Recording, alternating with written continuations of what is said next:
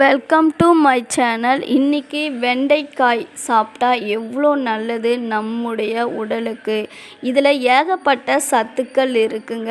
ஆனால் நம்ம இதை சாப்பிடவே மாட்டோம். கொழகொழப்பு உள்ள ஒரு காய்.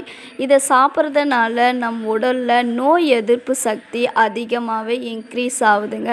அது மட்டும் இல்லைங்க, ரத்தத்தில் உள்ள கொலஸ்ட்ராலின் அளவை குறைக்கிறதுக்கும் இது ரொம்ப ஹெல்ப் பண்ணுது. சர்க்கரை நோயாளிங்களுக்கு இது ரொம்ப நல்லது. உடல் எடையை குறைக்கணும்னு நீங்கள் நினைக்கிறீங்களா? வெண்டைக்காயை சாப்பிடுங்க. செரிமான பிரச்சனை எதுவுமே வராது.